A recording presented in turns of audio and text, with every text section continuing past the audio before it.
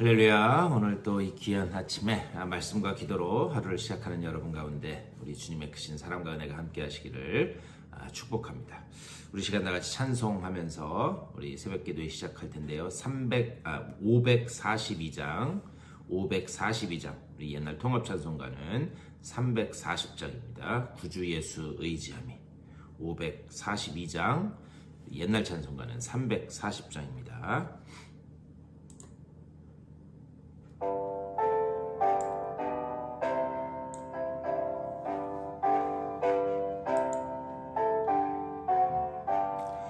구주 예수 의지함이 심히 기쁜 일일세. 영생 허락받았으니 의심하주 없도다. 예수 믿는 것은 받은 증거 많도다.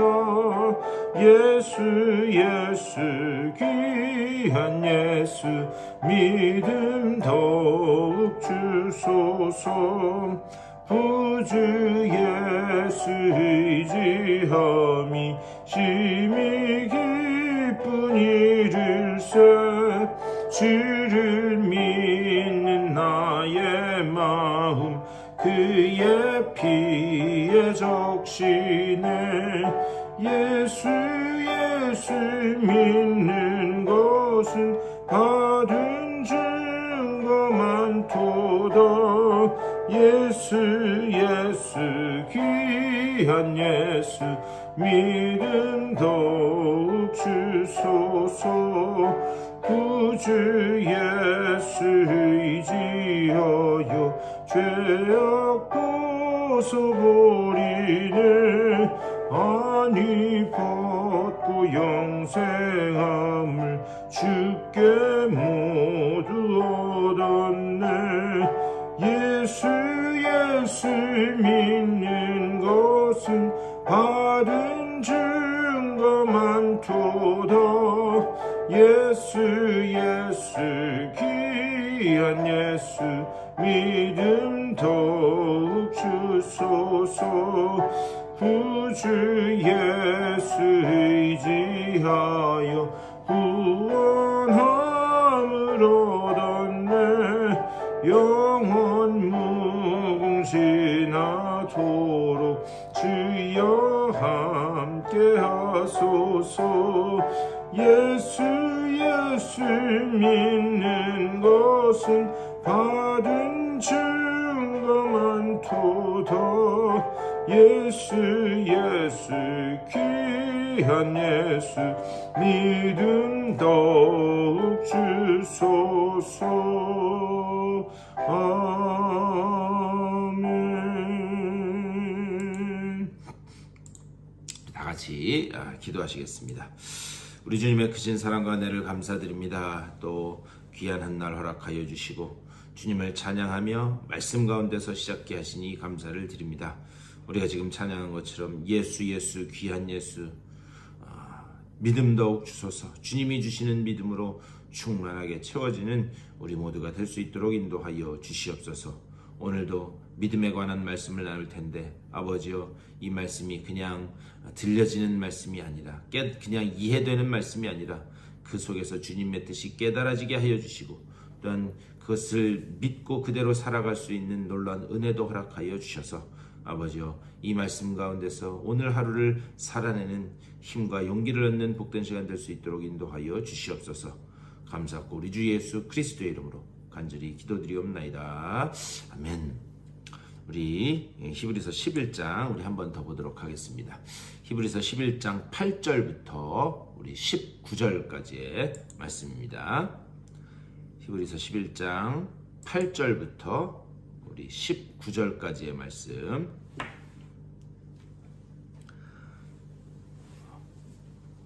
우리 8절부터 19절까지 우리 다 같이 한 목소리로 받들어 읽겠습니다. 믿음으로 아브라함은 부르심을 받았을 때에 순종하여 장래의 유업으로 받을 땅에 나아갈새 갈 바를 알지 못하고 나갔으며 믿음으로 그가 이방의 땅에 있는 것 같이 약속의 땅에 거류하여 동일한 약속을 유업으로 함께 받은 이삭 및 야곱과 더불어 장막에 거하였으니 이는 그가 하나님이 계획하시고 지으실 터가 있는 성을 바랐습니다. 믿음으로 사라 자신도 나이가 많아 탄산하였으나 잉태할 수 있는 힘을 얻었으니 이는 약속하신 이를 미쁘신 줄 알았습니다. 이러므로 죽은 자와 같은 한 사람으로 말미암아 하늘의 허다한 별과 또 해변의 무수한 모래와 같이 많은 후손이 생육하였느니라. 이 사람들은 다 믿음을 따라 죽었으며 약속을 받지 못하였을 때 그것들을 멀리서 보고 환영하며 또 땅에서는 외국인과 나그네임을 증언하였으니 그들이 이같이 말하는 것은 자기들이 본향 찾는 자임을 나타내미라. 그들이 나온 바 본향을 생각하였더라면 돌아갈 기회가 있었으려니와 그들이 이제는 더 나은 본향을 사모하니 곧 하늘에 있는 것이라. 이러므로 하나님이 그들의 하나님이라 일컬음 받으심을 부끄러워하지 아니하시고 그들을 위하여 한 성을 예비하셨느니라. 아브라함은 시험을 받을 때에 믿음으로 이삭을 드렸으니 그는 약속들을 받은 자로되 그 외아들을 드렸느니라. 그에게 이미 말씀하시기를 내 자손이라 칭할 자는 이삭으로 말미암으리라 하셨으니 그가 하나님이 능히 이삭을 죽은 자 가운데서 다시 살리실 줄로 생각한지라. 비유컨대 그를 죽은 자 가운데서 도로 받은 것이니라. 아멘. 오늘 이 말씀 가지고 우리 이제 말씀을 나누도록 하겠습니다.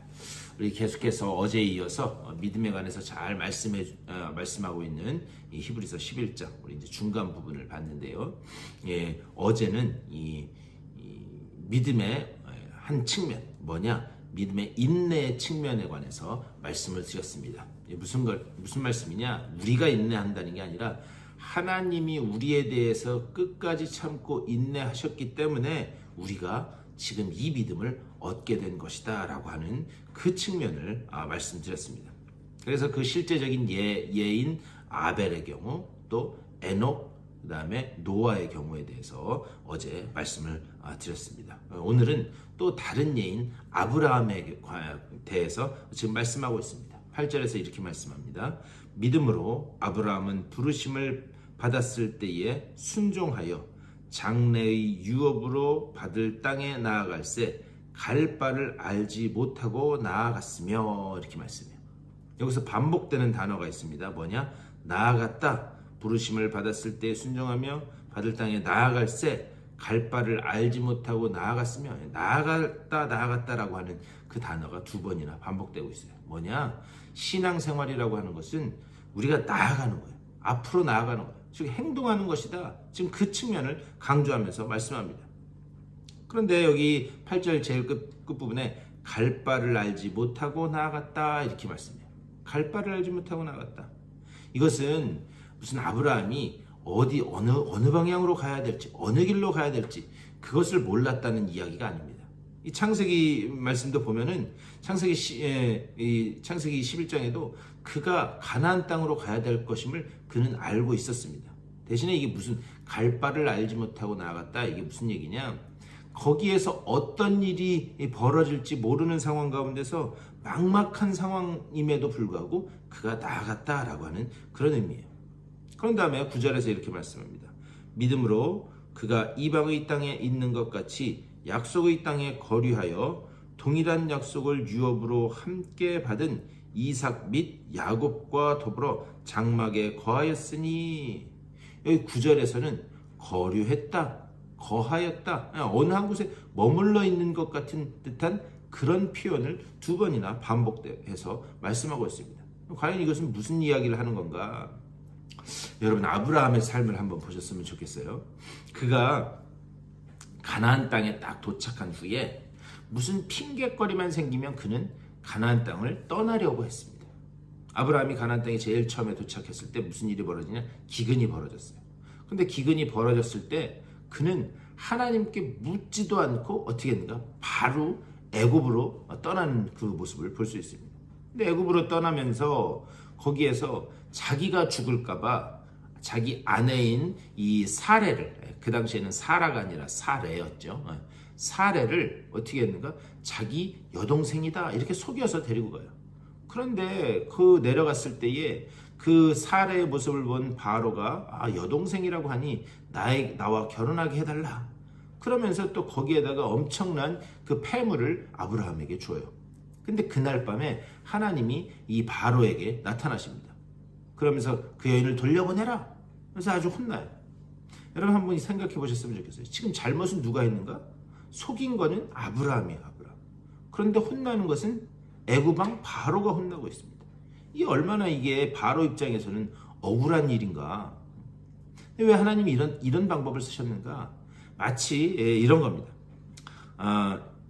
아이를 키울 때에 혼내야 되는 시기가 있고 혼내봤자 소용없는 시기가 있어요. 이게 무슨 말인가? 예를 들면 아이가 3살짜리 아이가 있어요. 근데 3살짜리 아이가 공을 던지면서 뛰어놀고 있는데 거기에다가 뭐 수천만 원짜리 도자기를 하나 놨다고 생각해 보십시오. 그러다가 그 아이가 그거를 와장창 깨트려 버렸어요.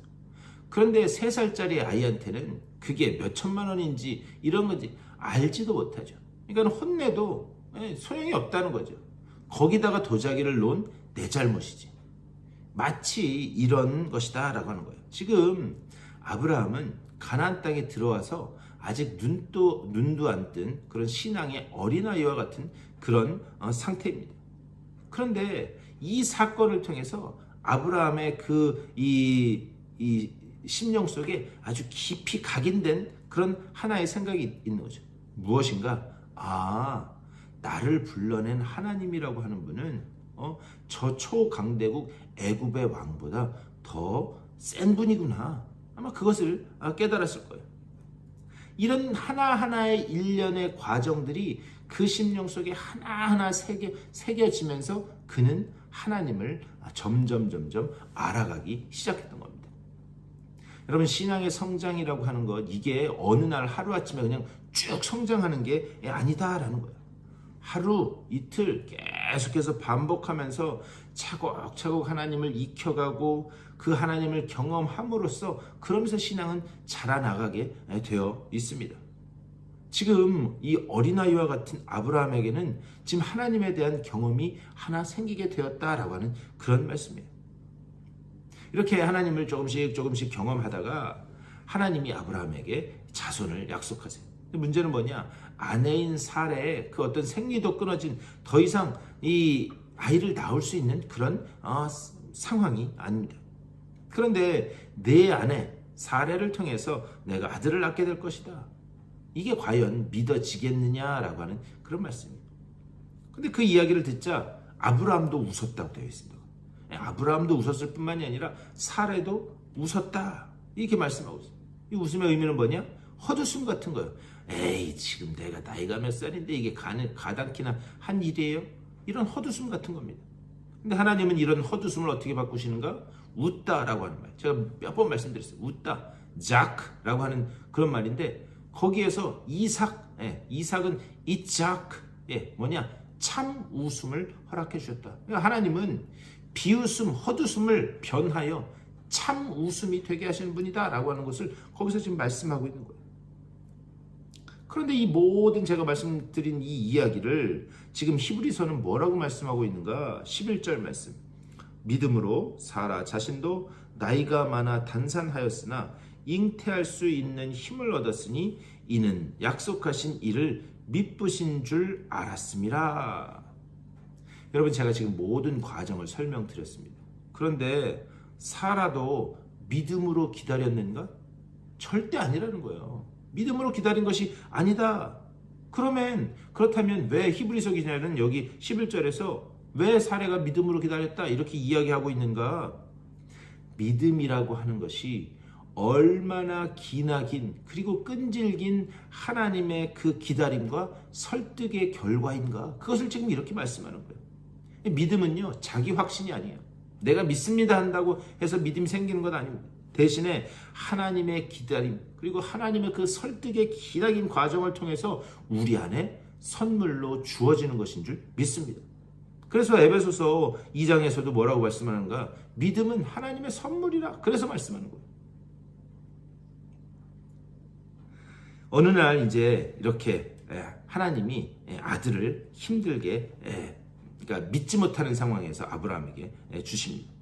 그런데 어느 날 그 아들을 제물로 드리라는 그런 말씀을 또 듣게 돼요. 그리고 그 말씀을 듣고 3일 떠난 길로 가서 모리아 땅에 있는 어떤 한 산에 가서 아들을 드리는 그 모습을 또 우리는 보게 됩니다. 근데 한번 생각해 보셨으면 좋겠어요. 그 아들을 제물로 드리기 위해서 가는 그 3일 길이 어떤 길이었겠는가? 야, 이게 맞는 건가? 지금이라도 하나님께 다시 물어봐야 되는 거 아닌가? 온갖 복잡한 생각들이 다 들었을 거예요. 그런데 하나님의 그 말씀은 뭐라고, 이 성경 말씀 뭐라고 하고 있느냐? 아브라함에 관해서 그 어떤 말씀도 하고 있잖아요. 그냥 그가 모리아 땅에 있는 그 산으로 그냥 갔다. 그 뭐 어떤 갈등이 있었다. 그것은 그냥 우리의 생각일 뿐이에요. 그래서 그가 모리아 땅으로 갑니다. 그렇다면 하나님이 어느 날 이런 청천벽력 같은 명령을 하셨을 때 그냥 나아가는 이것이 어떻게 가능했는가? 거기 분명히 말씀하고 있어요. 불가능한 상황에서 아들을 주신 하나님이라면 그러면 죽은 자도 살리는 그런 하나님, 그런 능력의 하나님이다. 그 믿음의 단계까지 이 아브라함이 이제 자라나간 것을, 성숙한 것을 볼 수 있어요. 그런 수많은 하나하나의 그의 영혼에 새겨지는 그런 하나님의 사건을 경험하면서 이제 그가 그런 단계까지 나갔습니다. 그래서 19절에 이렇게 말씀해요. 하나님이 능히 이삭을 죽은 자 가운데서 다시 살리실 줄로 생각한지라. 비유컨대 그를 죽은 자 가운데서 도로 받은 것이니라. 창세기 22장 5절 그 이하의 말씀에도 보면은요, 이제 종들과 함께 그 땅을 갑니다. 그러다가 산에 올라가기 전에 종들에게 이제 말해요. 너희들은 여기 산 밑에 있어라. 그러자 그 종들이 묻습니다. 아니 주인님 도대체 어디로 가십니까? 어디로 가십니까? 그랬을 때 거기에 그렇게 말씀하고 있어요. 내가 이 아이와 함께 올라가서 예배를 드리고 다시 함께 내려올 것이다. 이렇게 되어 있어요. 함께 내려올 것이다. 그러니까 지금 제물로 바치러 아들을 제물로 바치기 위해서 산으로 올라가는데 거기에서는 뭐라고 얘기하는가? 함께 다시 내려올 것이다. 결국 아브라함도 하나님이 죽은 자 가운데서도 그 아들을 살리실 것을 믿는 그 단계까지 그가 나아갈 수 있게 되었다라고 하는 것을 지금 여기서 이렇게 말씀하는 거예요. 결국 아브라함이 이런 믿음을 얻기까지 이것이 어느 날 하루아침에 된 것인가? 그것이 아니다라고 하는 것을 볼 수가 있습니다. 하나님이 아브라함을 기다리시고 그리고 어르고 달래는 그런 기나긴 과정을 통해서 하나님의 그 인내와 사랑이 결국 이 아브라함의 믿음을 만들었다라고 하는 거예요. 그래서 믿음은 선물이다, 이 말씀을 드리는 겁니다. 무엇이 여러분을 흔들리고 좌절케 만드는가? 그것이 나를 기초로 한 믿음이라면 우리는 그런 외부적인 상황에 흔들릴 수밖에 없습니다. 하지만 그분의 약속과 그분의 성품 위에 세워진 그런 믿음이라면 우리는 그 어떤 상황에서도 담대하게 그것을 이겨나갈 수 있는 줄 믿습니다. 오늘 이 아침에도 기도하실 때 하나님의 은혜와 성품에 기댄 그 믿음을 우리들에게 허락하여 주시옵소서. 우리 이렇게 기도하심으로 오늘 하루도 말씀 붙들고 승리하는 복된 한 날 되시기를 주님의 이름으로 간절히 축원합니다. 우리 말씀을 생각하면서 교회를 위해서 또 아픈 분들을 위해서 여러분들의 개인적인 기도의 제목들을 놓고 기도하신 후에 여러분들의 삶의 자리로 돌아가시고 또 잠시 후에 우리 수요 성경 공부에서 뵙도록 하겠습니다. 우리 다 같이 한 목소리로 기도하며 나아가겠습니다. 우리 주님의 크신 사랑과 은혜를 감사드립니다. 아버지, 오늘 이 아침에도 또 말씀으로 하루를 시작하게 하시니 감사를 드립니다. 주님, 아버지요, 주님께서 우리에게 허락해 주신 그 믿음이 얼마나 그 기나긴 주님의 설득의 결과인지를 우리가 잘 깨닫게 하여 주시고 아버지 정말 그 은혜를 감사하면서 아버지 정말 주님이 우리를 기다리시고 인내하셨기에 아버지 정말 우리를 만들어 가셨기에 오늘 우리가 이 자리에 있을 수 있음을 아버지 감사하면서 우리도 주님께서 아버지 주시는 그 삶의 어떤 여건 가운데서 어떠한 환난이 밀려오든지 간에 아버지 그것을 주님 주신 믿음으로 이겨나가는 복된 주의 자녀들로 설 수 있도록 인도하여 주시옵소서. 내 힘으로는 할 수 없습니다. 주님께서 이 믿음 주셔야지 아버지가 가능합니다. 아버지 정말 주님께서 주신 그 아버지 정말 믿음 가지고 아버지와 이 믿음의 여정을 담대히 걸어나가는 우리 모두가 될 수 있도록 하나님 우리들을 붙잡아 주시고 좀 인도하여 주시옵소서. 아버지와 주님 주시는 그 믿음으로 우리 다시 한번 단련해 보게 하시고 무장하게 하여 주시고 아버지 정말 다시 한번 다짐하는 아버지 우리가 되게 하여 주시옵소서. 주여 우리 교회에 이런 주의 믿음의 백성들이 계속해서 길러지게 하여 주시고 모여지게 하여 주시고 아버지 정말 우리 교회가 머리 대신 그 주님만을 바라보며 우리가 한마음 한뜻으로 하나님 기뻐하시는 그곳으로 나아가는 아버지여 우리 믿음의 공동체 될 수 있도록 인도하여 주시옵소서. 주님 아버지여 육체의 질병으로 인하여 고통받는 아버지여 믿음의 지체들이 있습니다.